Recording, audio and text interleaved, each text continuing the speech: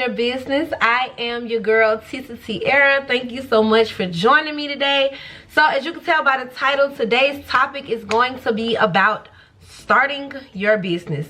The basics. What do you need? What should you be focused on? All of that good stuff.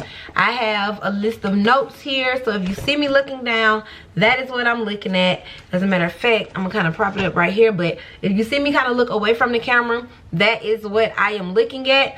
So being that this is our first video, I feel kind of compelled to give you a little bit of back information about me and why I feel that I am equipped, if you will, to even open my mouth and say anything to you about business.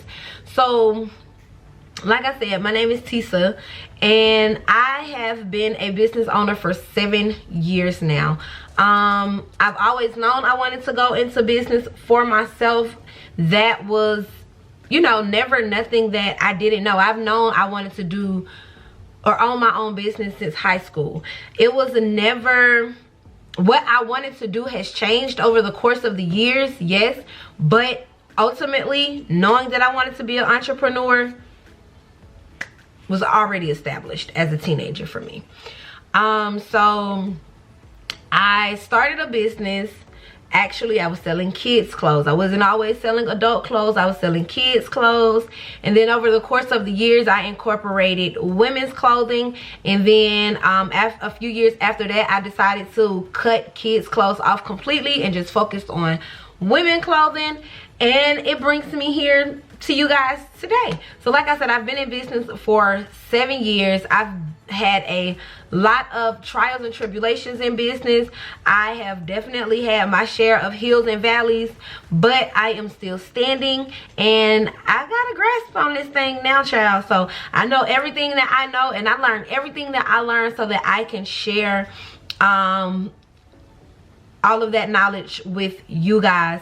I'm a bookworm. I love to read. I love to learn, and I just enjoy sharing that information. So yeah, now with all of that being said, girl, let's just go ahead and jump into the video. All right, so first and foremost, you have to have a name. In order to have a business, the one thing you gotta have is a name.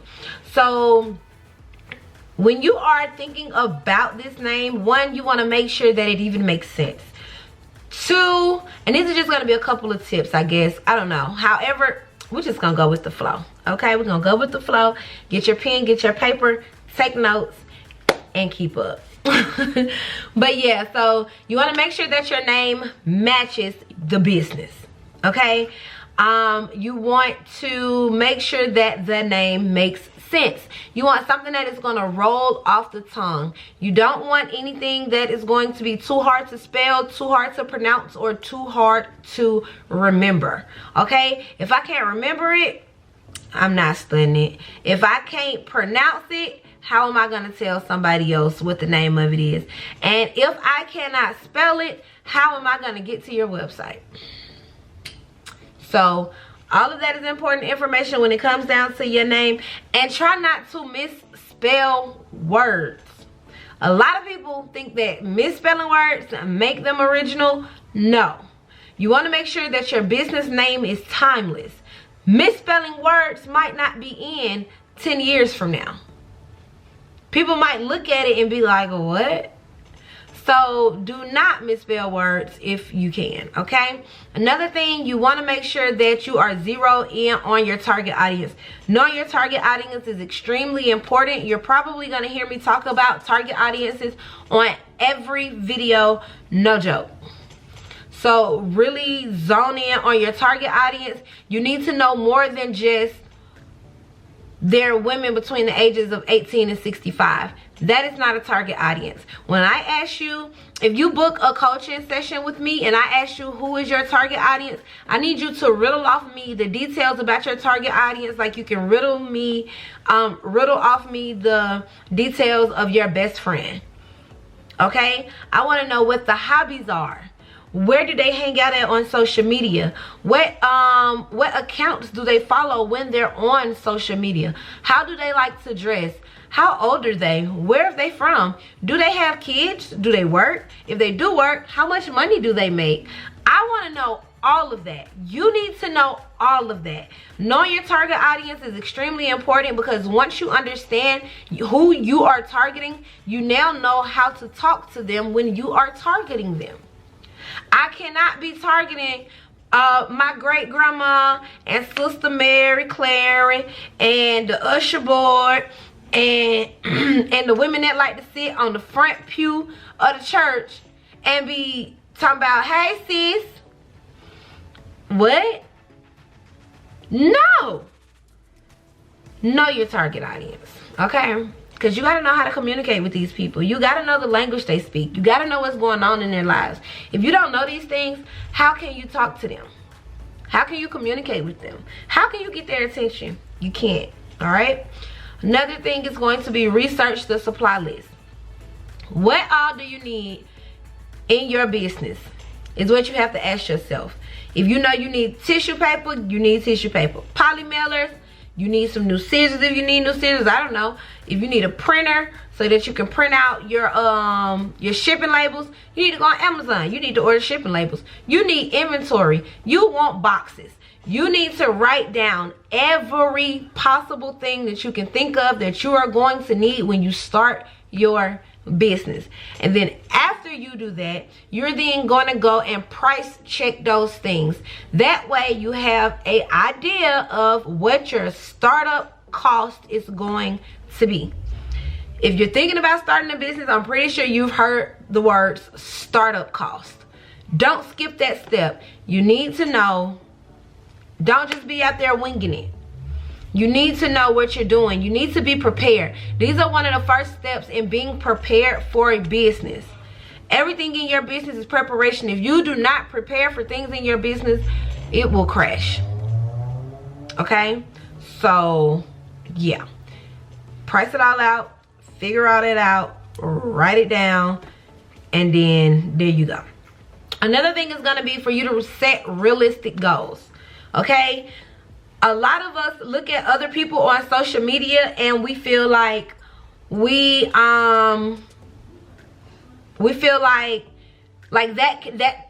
gonna be me. And yes, it can be, but at what point in time in your business? You can't launch your business tomorrow and then you saw a picture 3 days ago of a girl who is sitting on a whole bunch of orders. She got 200 orders with her arms up like, yay, I did it. But she's been in business for 2 years, and you're launching today, or I mean you're launching tomorrow, and you only have 100 followers on Instagram, and you don't have a Facebook audience for your business yet, and nobody has really ever, you know, heard of this thing that you're doing, and you only have 5 people on your email list, and you only have 1 person on your text list, but you're expecting to have 200 orders on your launch day. No, you have to set realistic goals.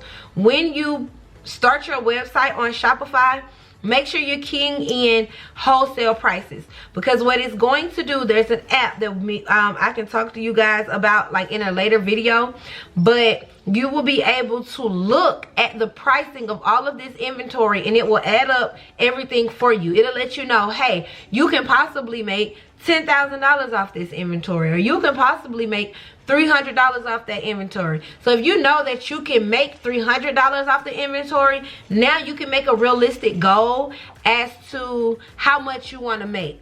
So if I sell everything, I make $300. So now I can say, well, this month for March, I want to make $150. That $150 is way more realistic than me thinking that I can make $1,000 and I only have $300 worth of inventory. So another thing is going to be strategic pricing.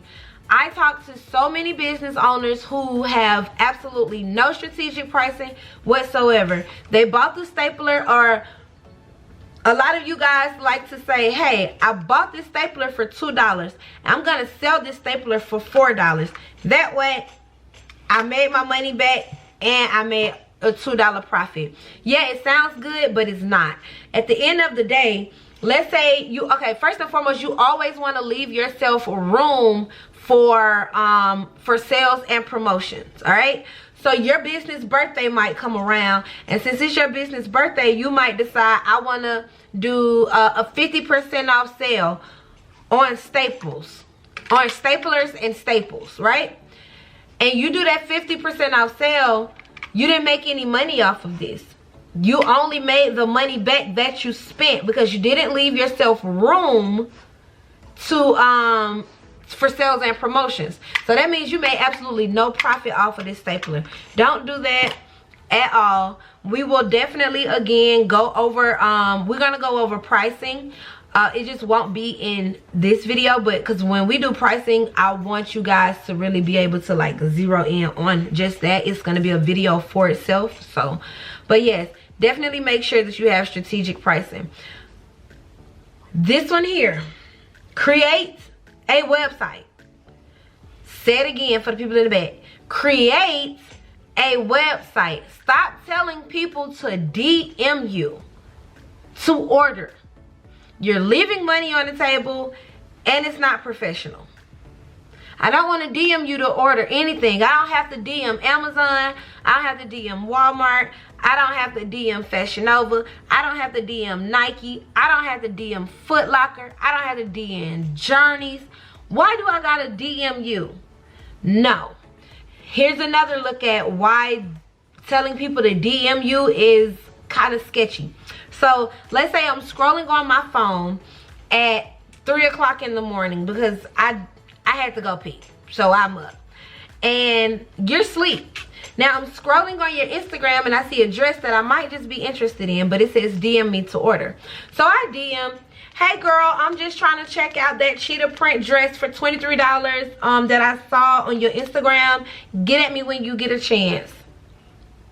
And I keep scrolling.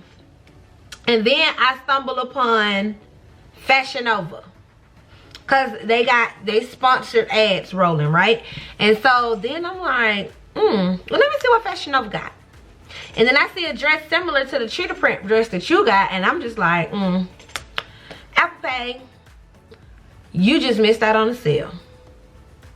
Versus if you would have had a website, I would have already been on your website. I would have already bought it because I liked the dress. But I just found the dress on Fashion Nova and I just went ahead and ordered it from there. You just lost out on money. Get a website. It's ghetto. It's cringy. Get a website. So here's another one. Create a mailing list and a text list when you are getting ready to launch your business. So the thing behind having a mailing list is, one, people keep their emails for years and years and years, sometimes decades. I've had some of my email addresses for 20 years already. So yeah, you kind of get my point. So definitely start you a mailing list. You want to be able to take those people off of social media and put them into the palm of your hand, so that when you send out an email, it's sent out directly to them. These days, if you post something on, first and foremost, only about 10% of your following, 15, maybe 20% of the people that follow you on Instagram see your post. So with that being said, I need to make sure that I have other ways in which I can engage with you, so that when I'm having this sale, Instagram is only going, or Instagram probably not going to show it to you 3 days later. I need a way to tell you that I'm having a sale now. I need a way to tell you I got new inventory now.